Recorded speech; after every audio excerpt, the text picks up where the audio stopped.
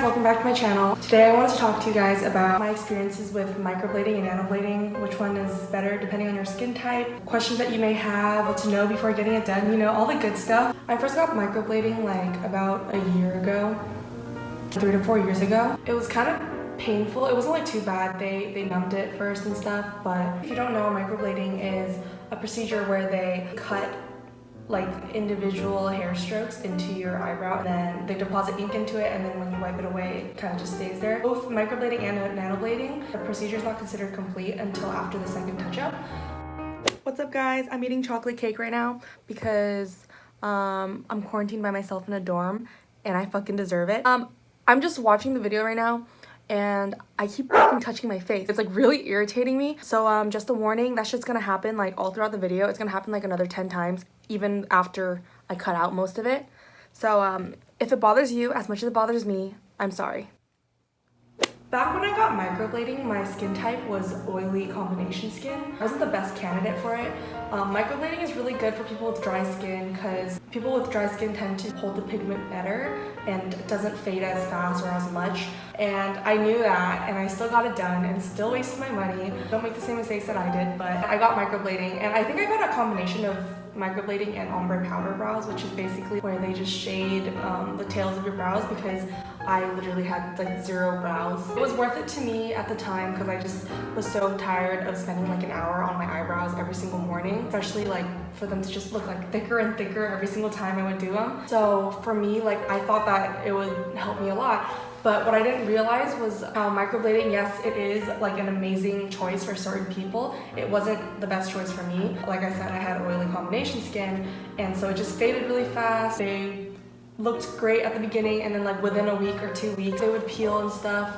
They would shrink a lot, and they would just, it was like I never got my brows done in the first place. Microblading goes deep into the skin, or deeper into the skin, whereas nanoblading kind of stays on the surface. It's more likely to have scarring with microblading if they're not careful, because they're actually cutting into your skin. The place that I did it at too, it was like some like bootleg Asian place. I specialized mostly in powder brows. I didn't want to look like I was wearing makeup. Like I wanted, like my whole purpose of getting microblading was so that I would look like I had eyebrows. I didn't care about how they like having perfect eyebrows. I wanted it to look like I had naturally like full brows, which I didn't. I literally had 0 brows. So I did them, and I've seen her work before, and she was very good at her specialization, which was powder brows. But I was so set on getting microblading, and her like prices were so much cheaper than the average certified microblading institute. Like she does microblading, but that's not her like primary thing.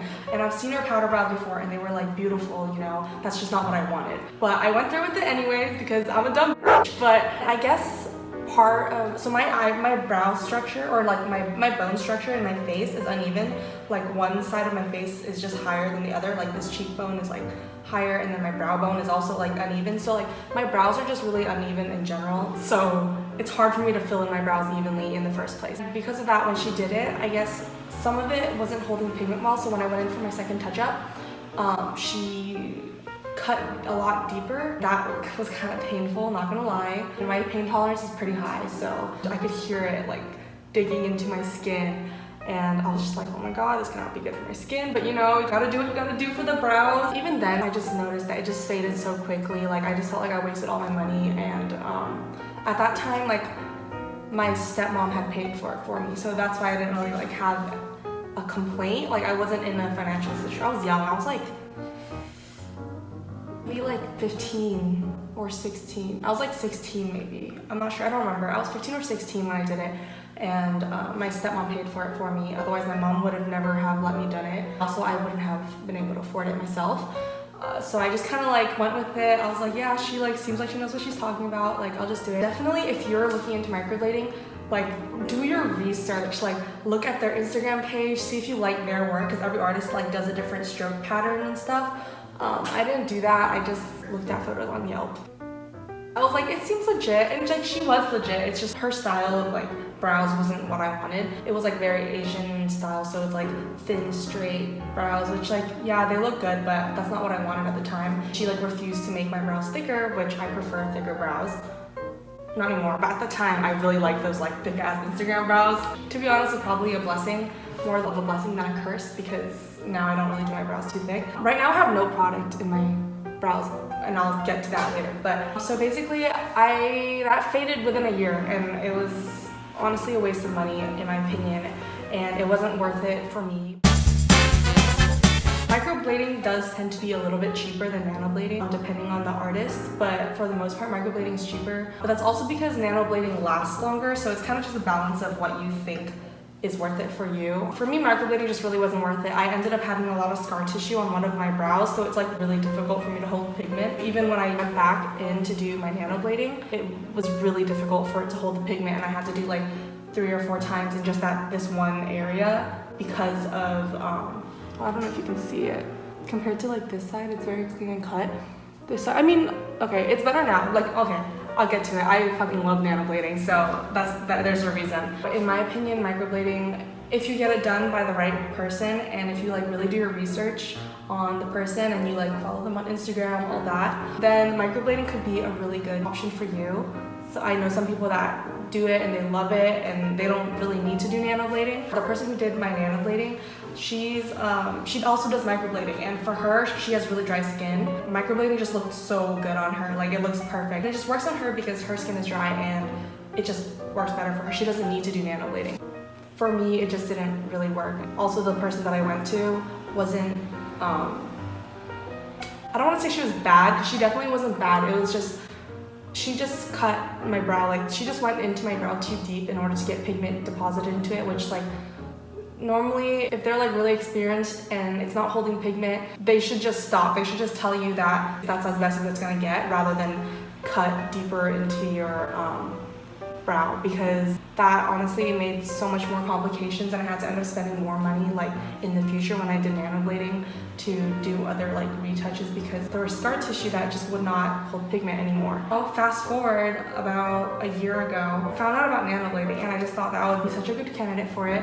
My skin type is now dry combination, but like it still gets oily sometimes in my like T-zone. I was looking for someone to do it in the Bay Area, which is where I'm from, and most of the people that did nanoblading, they were like in LA, or they were like super expensive, and I just like really couldn't afford like to pay $700 on my eyebrows, you know, because like, oh. But anyways, I was like really determined, so I like searched. I followed like so many accounts, so many whatever, and then finally I found I'll link her like Instagram in the description below.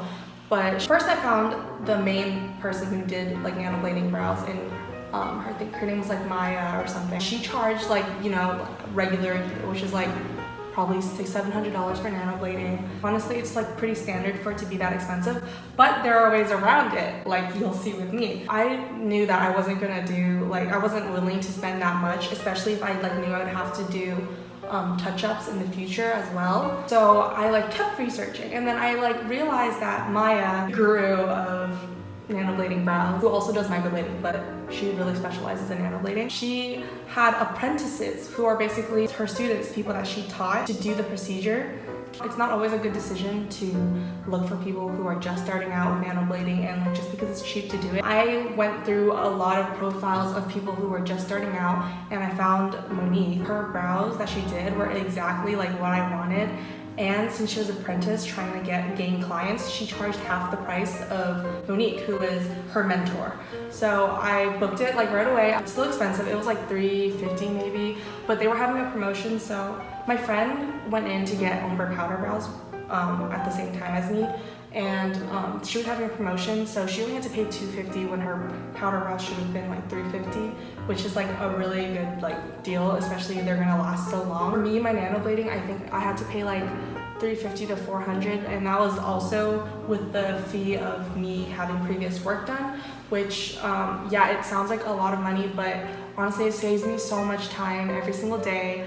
I love how my brows turned out. Right now I have like 0 product in it, and normally I still fill them in a little bit, but I like barely, it takes me like 5 minutes to like do my brows now, and before I would literally spend an hour every single day. I had to wake up at like 6-7 in the morning just because if I didn't get those brows right, I had no brows, you know? Nanoblading was like one of my best investments that I've made. It really made a difference, and it really helped me. When I went in, I got it done. I felt there was no pain at all, and they don't even so they don't numb or everyone does it differently, but for me, they don't numb the first pass, but even then it like didn't hurt like that bad at all. They numb the second pass, so you don't feel anything at all. You can hear it and stuff, but it's not as bad as like microblading when you hear them cutting into your skin. It's just like a tattoo kind of, you know, but like not even as painful as that. Originally, like the shape that I got, it was like nice when I first did it, and then what I realized was after the healing process was finished, I realized my brows like shrunk. The first time I did it, they were already thinner than I like wanted them, but I was like, it's okay, I could always fill them in a little bit thicker, it's all good. But by the time they healed, they had shrunk even thinner, and I was like, okay, well, now I know how it's gonna go during the healing process. So when I went in for my touch-up, I let her know, like, I want them to be thicker. And so she did what I wanted, because she has thick brows too. Like, she's totally like willing to go like whatever you want, as long as it's not like a crazy, you know, as long as it doesn't look bad, she's willing to do it. Like, she'll tell people like, no, you definitely don't want to do it. Like, some people, she told me that some people like will literally ask her to have like division sign brows, and she has to be like, I'm not willing to do that. I knew that I wanted them to be thicker so that by the time they healed, they'd like shrink up to a size that I wanted. So when I got my touch-up, dude, like, I loved my brows. It was the exact shape. It was so perfectly even, because the first time it was like not that even, just because it's really hard in general to get my brows even like with the measuring tools and stuff. Finally, after the second or third like touch-up, I think. So the second time I got a touch-up just to like reinforce the strokes. The third time I got like a half touch-up, and it was because some of the strokes just like healed a wrong tone. I think she said the ink that she used just like has been doing that. So she switched out a different ink, and then she did it over those lines that like darkens too much. After that, I'm in love with my brow. I'm gonna go back for one last touch up, just because the same strokes are still like darker than the others, which I don't think you can tell, but like right there, this little patch of like ash, gray, whatever, she's gonna try to like fix that. And part of that is just also from having microbladed done before, and that's probably why my skin just isn't taking pigment that well. But yeah, I recommend nanoblading. I know it's like an expensive decision. For me, it was worth it just because I literally had no brows. Like, if you already have nice brows, like, to be honest, get your brows laminated. Like, you don't really gotta do all that. But for me personally, especially having super uneven bone structure and uneven brows, in addition to them just like not being existent, you know, nanoblading was just such a good choice for me, and I literally don't regret my decision at all. It was like the best money I've ever spent. I used to go through brow pencils like that, you know, and now I literally, all I do is I just have to like conceal under a little bit just to carve them out, and I just like touch up like a little bit of spots, and like I'm done. It's so easy. I'm trying to think of like what else people could say. So, nanoblading suits people of all skin types. Even if you have oily skin, it'll still stay. It won't like fade out super fast the way microblading does. So a lot of the times people, when you get your brows done, whether it's microblading or nanoblading, they'll have like a skincare regimen. Not skincare regimen, but like a healing regimen. They'll give you like ointment, they'll give you disinfecting, whatever. But what I found, which, you know, don't quote me on this, because I know that they're supposed to tell you to keep them clean, like to put this ointment on so that they like don't scab over, to keep them like moist, whatever. Like, they're supposed to tell you that just in case. But honestly, it's like a regular tattoo. Oh shoot, I really thought I had a tattoo there. I actually am gonna get a tattoo there. That's just the one that I'm planning to get next. So that's why I was being stupid.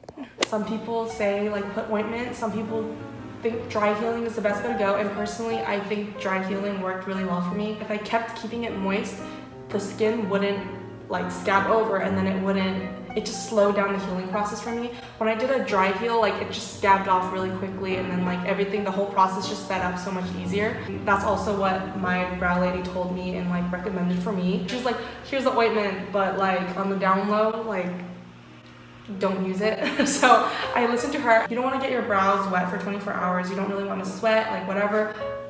I did. I worked out like right the day after and I shouldn't have. I was just so confident in them. I was just like, no, they're gonna be fine. Like I trust, you know, in the process, it's all good. Only like listen to those instructions, follow those instructions. I think you have to wear like SPF is good for you.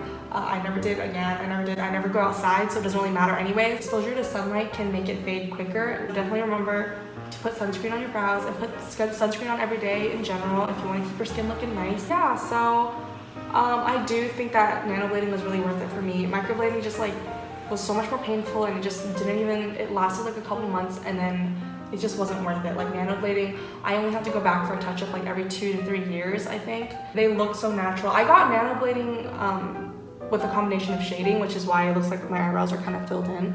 That's because due to my previous microblading work, they couldn't just do nanoblading for me because some parts just don't hold stroke pigment. The strokes would like break.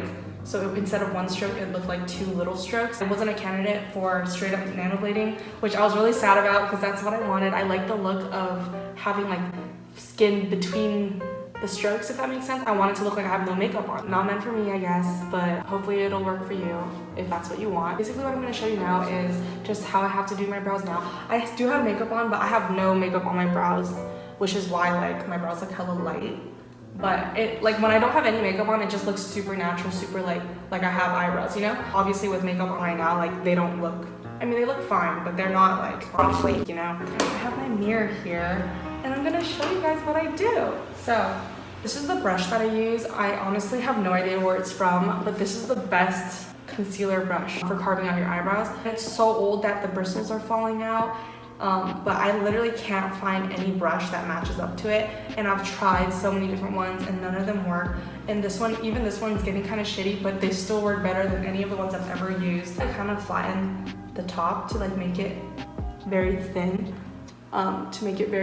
you know? That way I can get like a really precise cut on my, for my concealer under my brows. I don't like thick bristles, because I just feel like it's not very precise. So normally I would use my foundation, but you guys are being held up by my foundation right now. So I'm gonna use concealer. I prefer foundation because it tends to be a little more runny and therefore more forgiving and like easily painted on with a paintbrush. Let's see if I can. So I tend to start by carving out my brows rather than, rather than filling them in first, because I want my brows to look like as natural as they can. I don't really like the Sharpie brow look. Like, they ain't trying to look like no cholas, you know? No offense to cholas. Okay, so I just do a little bit on either side of the tip. And I kind of, I don't know if you'll be able to see this, but I have to get really close to the mirror because I'm fucking blind, like I said in my last video. And I just like this. I don't know if this is showing up on camera. Probably not. I just follow the natural outline.